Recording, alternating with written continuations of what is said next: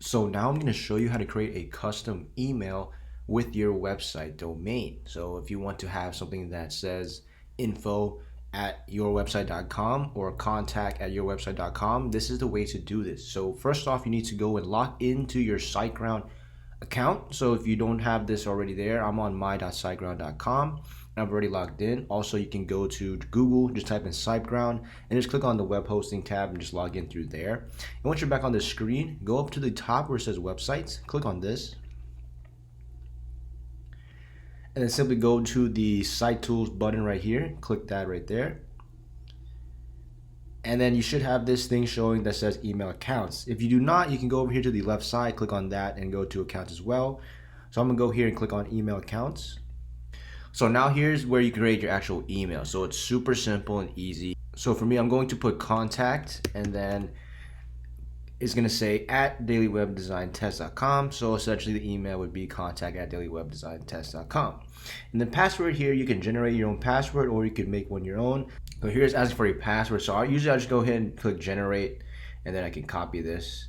And now I have this copy to my clipboard. And ideally you'd want to look at the password. So this one is fairly secure. So again, I would write this down if you were actually doing this. Since I'm doing a test, I'm just gonna have it copied and click there. And make sure you do copy your password before continuing, because you're going to need that in a couple minutes. All right, so now we go ahead and click create.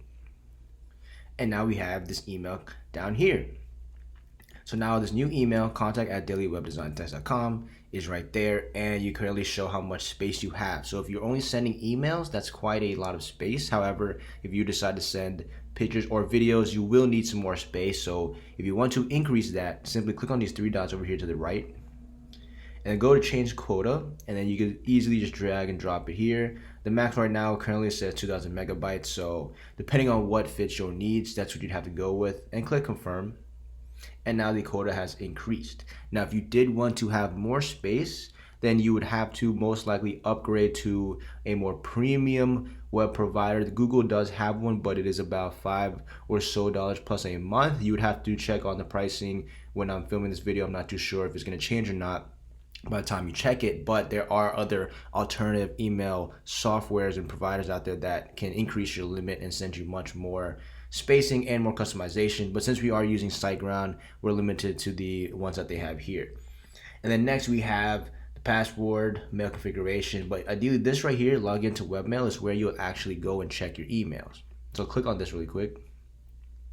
So now the email is empty, and ideally this looks like a typical email software. Now the design isn't the prettiest depending on which ones you're used to, but it works just the same, just like Gmail, Yahoo, Outlook, whatever one out there. So you can hit here compose and send test emails here. So let's go back to SiteGround actually. So if you did want to make another email, you could simply go here and type it in as well. So if you want something that says info@yourwebsite.com, you can put your name, you can put support. You just have to generate another password, and make sure you write that password down so that you can actually use it after to sync it, which I'm going to show you just a second. So what if you did not want to actually use this webmail provider right here, and you wanted this to go to another email provider? Well, now let me show you how to actually do that. So let me show you how to actually import this into your Gmail so that you can send and receive messages from Gmail, but you're using this actual email right here. So before we do go over to Gmail, you can click these three dots right there and click on mail configuration.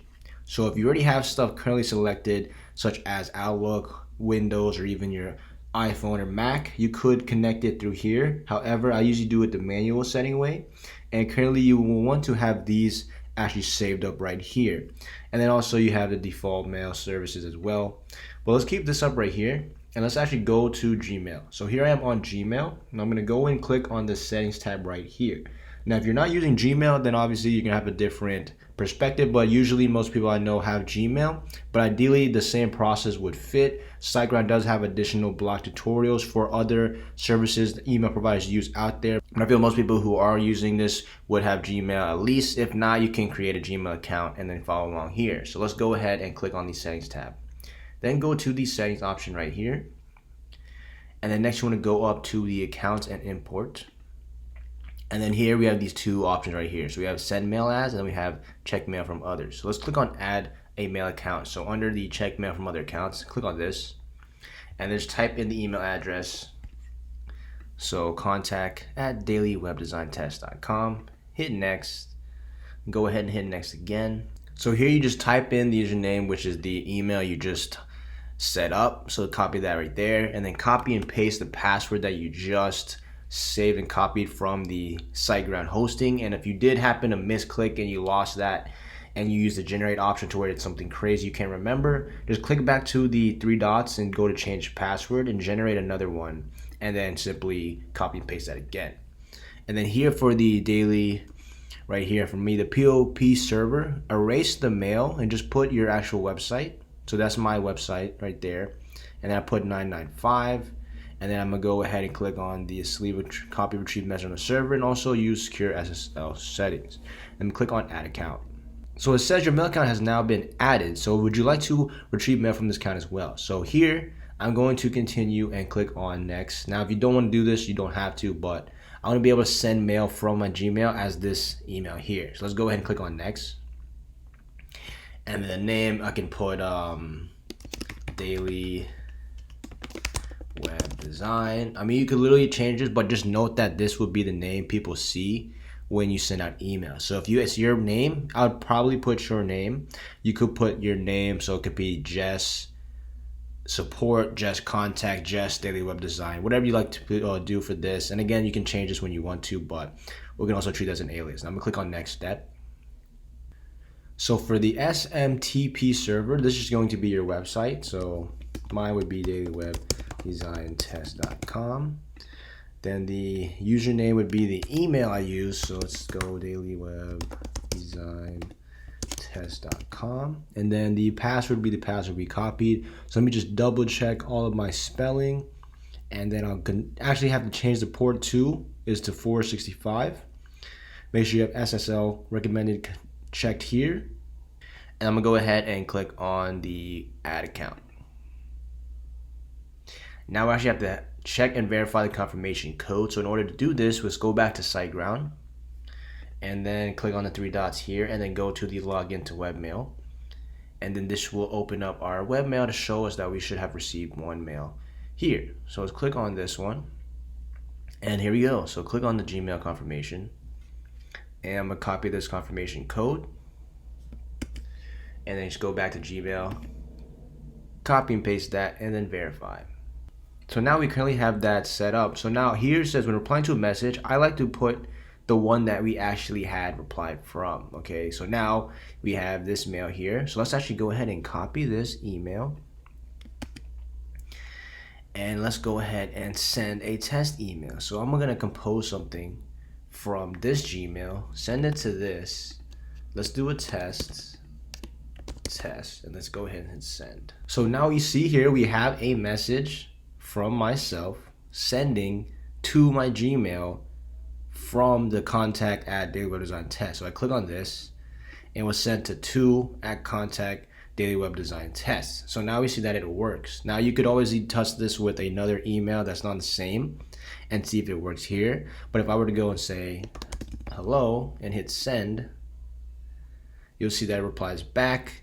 And then you can go and actually click on the primary or whichever one you're using again, and then check again to see that it replied there. So you see that from contact Daily Web Design Test to contact Daily Web Design Test, and I'm using Gmail. So you see that it works fine and perfect. And again, if you did want to change to where the from and to is from, you just have to go back to the settings again.